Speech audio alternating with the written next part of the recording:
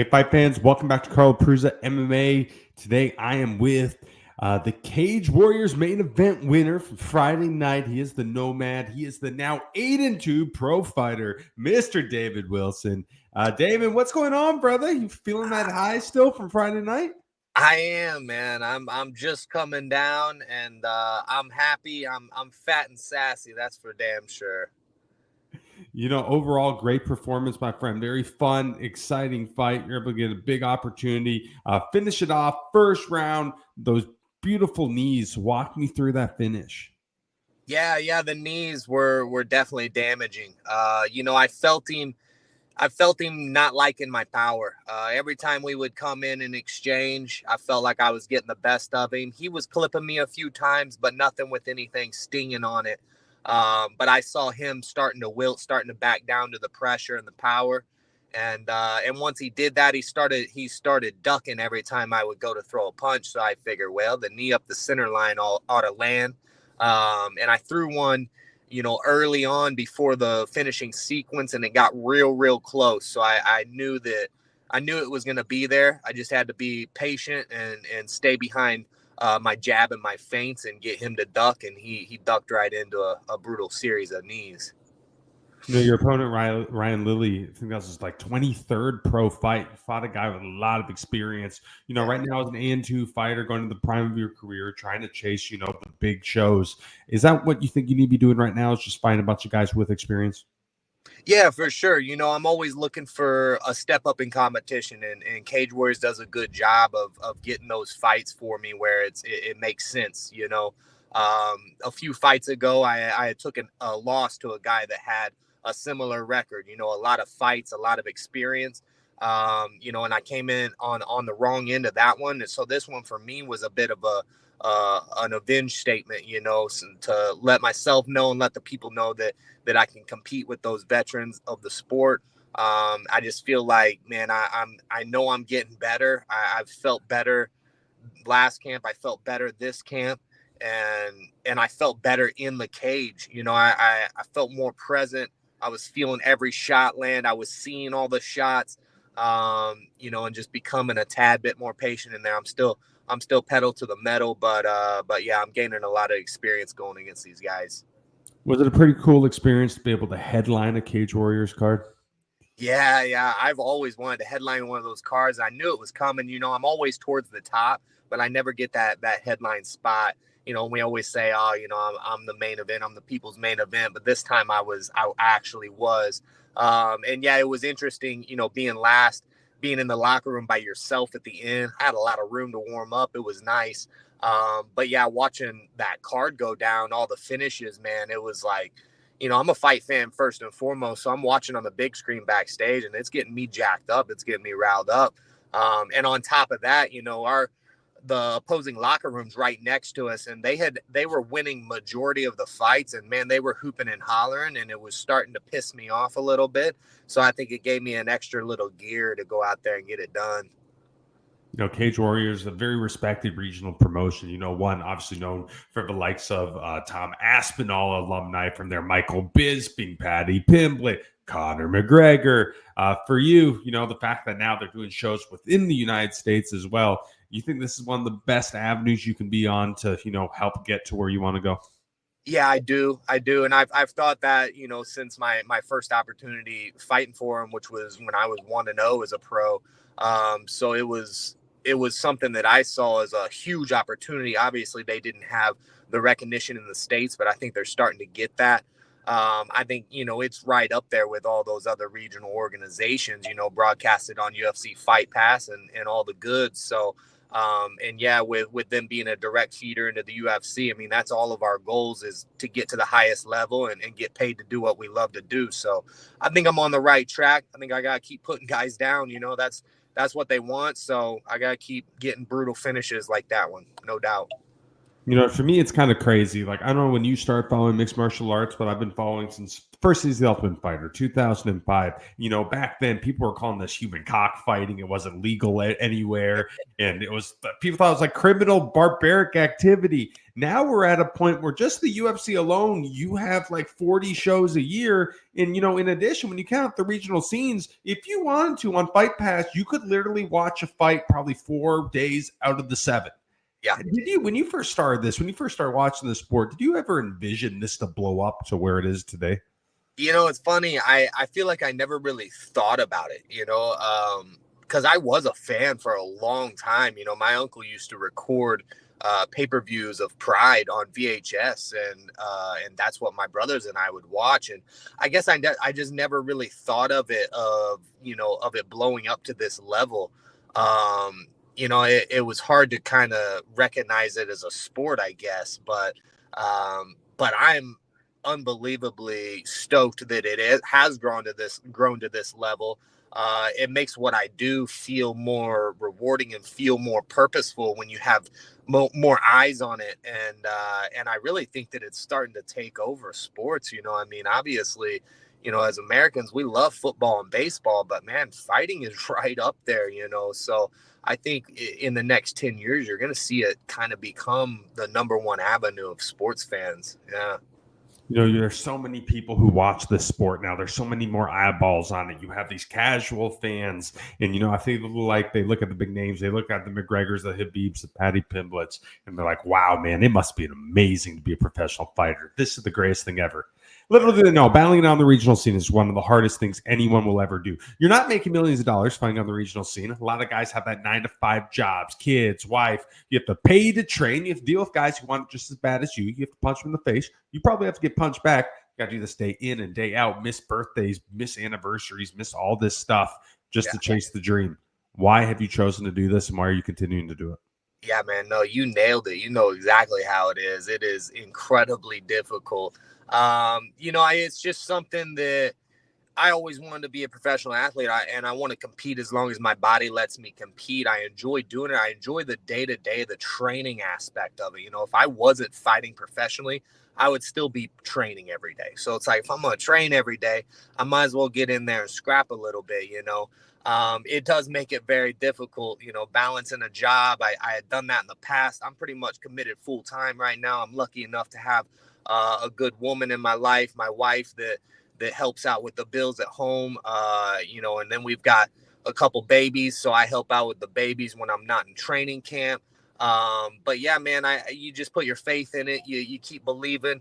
I'm fortunate enough to have a lot of good sponsors that keep me afloat for real, like get me through training camps, because it is not easy, like you said. But I think, I always promised myself that I was going to give it a shot. I would have regretted it for a long time if I hadn't have given it a shot. So, and now I'm in the thick of it. Now it's like, there's no point of return. I've put too much time. I've put too much money and too much stress on my family to back out of it now. So, I'm going to ride this thing till the wheels fall off. If that's the next 8, 9, 10 years, then so be it. Let's hope we get paid a little better in the next couple, For you personally, what's the ultimate goal? What are you looking to accomplish? Yeah. So, I mean, obviously we're in it to get belts for sure. I want to be the best, no doubt about it. But at the end of the day, man, I want to be able to do this for the next 10 years and be able to support my family financially. And really that's getting to the UFC, So, so if I can climb the ranks, get on Contender Series, I'd love to get on Contender Series this next summer 2025. Make a statement on there and get signed. And then I'm sitting pretty good. It's still not an incredible payday, but it's enough to at least support the family and do what I love to do. So, and then we'll go from there, one fight at a time, work my way up the ranks. And if I can get to that championship belt, I mean, that's always the goal. And I've seen, I've been able to witness guys do it. My teammates, Dominic Cruz and Jeremy Stevens, I've seen these guys get to the top, and I know what it takes. And I've seen the way that they live their lives, and I know I'm capable of doing it. So you train over at Alliance Mixed Martial Arts, if you just alluded to some of the best guys in the world. Obviously, Lil Heaven, you got Dominic Cruz, Eric Del Fiero out there. How did you end up going to one of the best gyms in the world? Yeah, honestly, man, it was so I was on the road roofing. I was a roofer on the road in Texas, and I was in my camper. I live in a camper, and I was just tired of it, man. I was making good money, but I was like, man, I'm not happy. I got to commit to this fight thing. And roofing season was over, and I said, I'm gonna go out to San Diego. I basically had my choice because I'm in a camper. So I made the haul out to San Diego, and I set up shop and walked into the gym on day one and started sparring, man. And I never turned around. That was back in 2019. And we've had some changes with our team and whatnot. Del Fiero and Dom are actually in Mexico right now, so I haven't seen them in quite a while. The last 2 training camps, but we're down at Azteca Boxing in Bonita, just south of San Diego, and we still have a lot of the same guys. My coach Nick Piedmont, who's been with me for a long time. Phil Davis is taking over as our wrestling coach, so some big names there. And then, of course, Jeremy Stevens, man, he's my guy. He's cornered me in several fights, helped me along my training camps, man. And like getting hit by that dude in training, like I go into these fights and I'm like, there's no way these guys are gonna hurt me. Like I've been getting cracked by Lil Heathen, So yeah, it's been a blessing to fight for this team.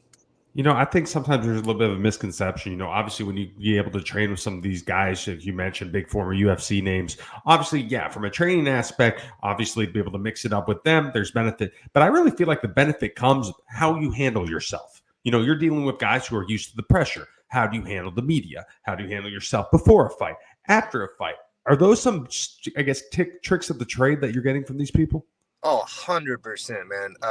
Yeah, I mean, Jeremy's the kind of guy that I felt like he's done it right. He's had the longevity of his career, and a lot of that is based on the way that he takes care of his body.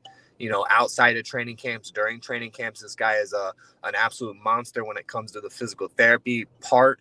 And like you said, from the mental standpoint, like you got to understand that you're gonna take injuries throughout training camps. You're gonna take all kinds of things that could possibly set you back, but as long as you stay focused and you believe in yourself, you can get through damn near any of it. I have issues that pop up every camp, and I'm lucky to be able to bounce ideas back and forth from some of those guys to help me get through it. Because like you said, it's not just about the punches and kicks. Everybody can learn how to fight. It's there's a lot more that goes into it from the mental aspect and staying in tune. I pride myself on never pulling out of a fight. Every contract I've signed, I've seen it through, and it doesn't always look great through training camp, but yeah, on the mental side, I feel like I'm growing stronger and stronger and smarter in my training to get to that fight as fully prepared as possible. Would you say that fighting is more mental than it is physical? Man, it's funny because I always go back and forth on that one because I know I've heard guys say that like, oh, it's 90% mental, and I will say there's a lot of physical aspects that go into it because if you're not willing to take the damage, man, then you're not going to last very long because you will take damage throughout training, throughout the fights, and you can't be afraid of it, and that's something that I've never been afraid of the physical side. I've always been a tough son of a bitch. My mom and dad raised me that way, so that part's never been an issue. But yeah, the mental stress of it, man, because it's a one-on-one combat sport, just like wrestling, which I thought was the hardest sport growing up. And then in fighting, it's even tenfold because you're out there locked in a cage in front of tens of thousands of fans with the bright light shining on you. So yeah, it's I guess I'll go 50-50 on it, on mental versus physical. Man, you got to have both for sure. Now we're 8-2 as a pro. I mentioned the Contender Series. When you look at those guys, a lot of guys 9-1, 9-2, 10-2. You're right there. From this point on, are you kind of looking at contests kind of like as business decisions? Is it the best move to get you to where you want to go? Yeah, that's a good question. I think you somewhat have to play it that way, you know. I've never been a guy that runs from fights. That's another thing I pride myself on is I've never turned down a fight. When they send me a name, I accept it because I know that you're going to have to get through tough dudes to get to the top, you know. But now with that being said, I like you mentioned there, I'm in a spot with my record and with my finishes. I'm in a really good spot where I got to play it somewhat smart, you know, because the thing about the thing about UFC and Cage Warriors and the competition level of what a lot of people don't understand is, man, there's a lot of guys in Cage Warriors that are that UFC caliber, and vice versa. There's some guys in the UFC that probably shouldn't be there. You know, that's just the reality of it. And so if you're fighting, you know, UFC quality guys for, you know, a third of the pay, you know, or a fourth of the pay, then it doesn't really add up from a business perspective. And yeah, you know, I got a business degree. I went to college and I haven't used it a whole lot. Maybe you're right. Maybe I need to start using it and be a little smarter in my choices here. But, you know, at the end of the day, I do take my skills against anyone. And I think I match up against any 145-pound man walking the planet Earth. So we'll see. We'll see about that. Do you think your finish Friday night was enough to get to the Contender? I I do. I told myself before I even started fighting professionally, I was like, if I can get to, you know, 7-1, 8-2, if I can get to a record like that and fighting the way that I know that I fight, where I bring a pace, I bring violence, I bring action, win or lose, you know, and then on top of that, some of the highlight reels that I've been able to amass. I do think that it's good enough, man. I watch Contender Series every year. I've been telling myself the last 2 years that it's my time. I'm gonna get the call, and I don't ever get it. And I sit there with, you know, maybe a little bit of jealousy of some of the guys, but I try not to. I try to take it as the approach of, you know, good for them, and I'm next. You know, and that's the mindset that I look at when I'm watching these past seasons. And, you know, if I don't get my shot this go around, I'll take the same approach and the same mindset. But one day I'm going to step in there and I'm going to annihilate someone. And there's no way that they can turn me down, you know? You know, you're really so much fun to watch, and you hit at the top of your head. I mean, there's no going backwards with Damon Wilson. It's only going forward at a very tough pace. I mean, I don't think you don't gas out. You got to really put you away to put you away. Do you take a lot of pride in fighting with that style? Yeah, no doubt about it. Like I said, I'm a fight fan first and foremost. So like I know what I like to watch, and the way that I fight is what I like to watch. I like a guy that's gonna push a pace and come forward, and you know, and you're right, man. I don't take many backward steps, you know. And I've tried to, like I said, I've worked on being more patient. I've tried to give up ground a little bit just to, because I have good footwork. You know, I move well. I haven't showed it as much. I showed it a little bit more in this fight. You know, I disengaged a few times, and obviously I switched stance a lot and that kind of thing. But yeah, you know, I think that forward pressure, it breaks people mentally, it breaks people physically. It's hard on the gas tank. So that is definitely a way that I like to fight. Has it gotten me in trouble in the past? Of course, man. You know, I backed down Tobias Harilla in that fight in London, man, and nobody's been able to do that. And, you know, I ran into an elbow and I got the worst end of it. But, you know, looking back, I don't think that it was necessarily because I was a forward pressure fighter. I think it was just tactically I made some errors with my foot placement. You know, just not being in the right spot when I was switching stances. So I've gotten better and more intelligent in the way that I come forward. That's something that I've been working on a lot because I don't want to give up on one of my biggest assets.